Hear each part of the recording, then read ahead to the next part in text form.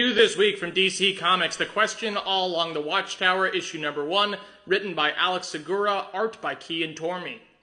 The Question, Along the Watchtower, issue number 1, demands to be covered this week on concept alone, as we get our first glimpse at the inner workings of the flashy new Justice League Unlimited, through the eyes of one of DC's most intriguing, underutilized characters. Some years ago now, back in the mid-2000s era of DC Comics just frantically trying to implement a bunch of bold new ideas seemingly all at once, we were given the newest iteration of the fabled spectral detective The Question, as none other than longtime Gotham City police officer Renee Montoya took up the mantle after The Question's death. Renee Montoya has found her footing in DC Comics in appearances in Birds of Prey as well as Batwoman comics, which I definitely haven't read enough of, and I would love to hear some of your recommendations if you have any. I loved the Batwoman miniseries in Batman Urban Legends. However, Montoya hasn't routinely appeared as The Question, with some writers seeming to ignore that mantle passing entirely. Only recently returned to her role as The Question in the latter half of Ram V's Detective Comics, where The Question played a pivotal role in helping the Batman take down the Orgum family regime and returning the memory of Gotham.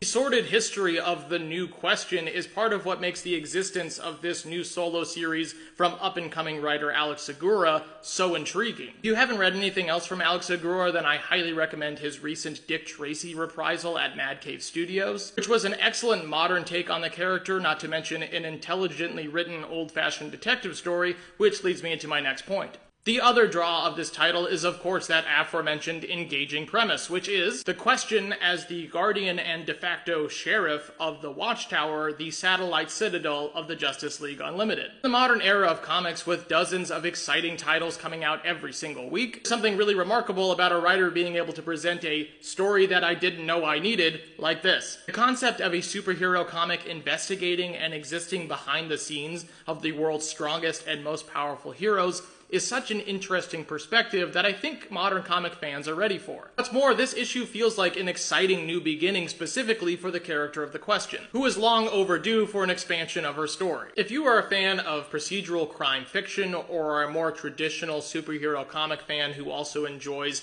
unique story structure and ensemble casts like One Star Squadron, Human Target, Strange Adventures, Danger Street, just to name a few recent titles at DC, then you can definitely get excited about The Question all along the Watchtower. Let's delve into more specifics with issue number 1, which means spoilers ahead.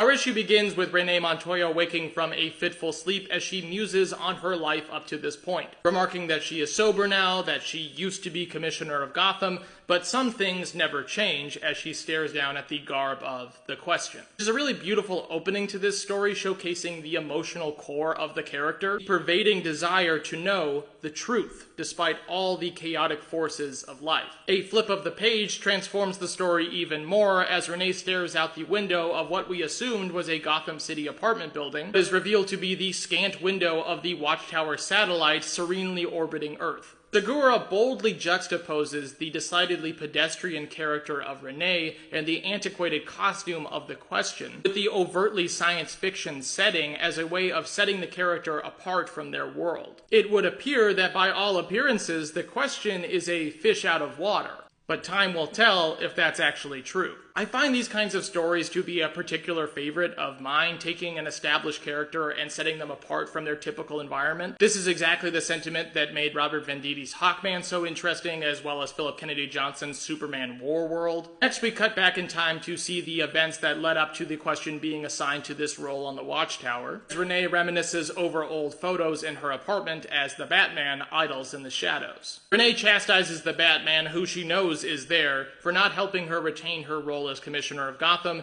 and says that she just wants to be left alone now. However, the Batman relents, saying that he knew she wouldn't hear him out, but perhaps she would hear Superman out. Superman then appears in the window and carries Renee through the sky as she tries not to swoon, as all of us would, explaining the initiative of the Justice League Unlimited, but also saying that not all is as it appears on the Watchtower and the mystery needs to be solved before it's too late. Specifically, Superman, Batman, Wonder Woman, all believe that something or someone is trying to take control of the Watchtower from the inside out. Back in the present, the question meets with Wonder Woman, who essentially reiterates her responsibilities aboard the station before introducing her to her new team. If you weren't interested in the character of the question, then perhaps her team members will interest you, because it is both of the Blue Beetles, Ted Kord, and Jaime Reyes. Some of the Justice League's most tech-savvy heroes, it makes sense that they are integral to the mission of the Watchtower satellite's internal espionage, though the question seems unenthused by their inclusion. Continuing the tour of the station, the question is introduced to Animal Man in the Zoological Research Department, and runs into her ex, Kate Kane, aka Batwoman.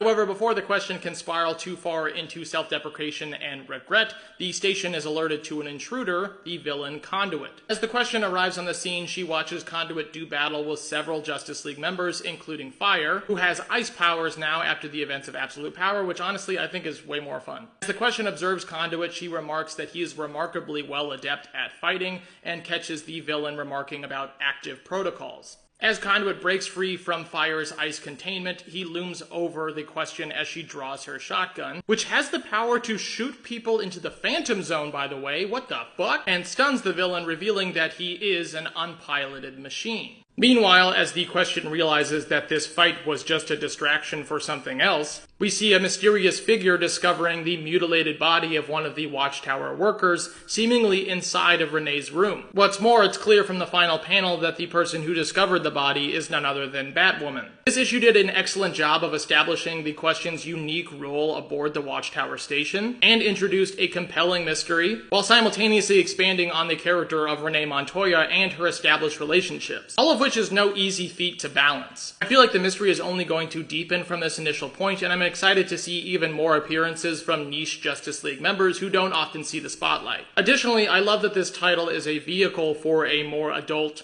graphic, and narratively grounded story in the context of the Justice League, which we don't often get. Please support your local comic book store and follow along with the mystery in The Question, All Along the Watchtower, issue number 1, on shelves now.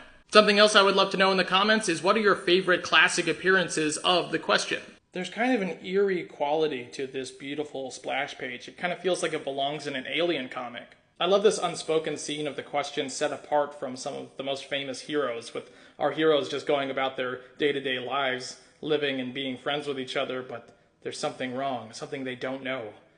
And it goes without saying, but this character design for the question is so cool. The detailed artwork and lighting, specifically from Key and Tormey in this issue, is also a huge highlight.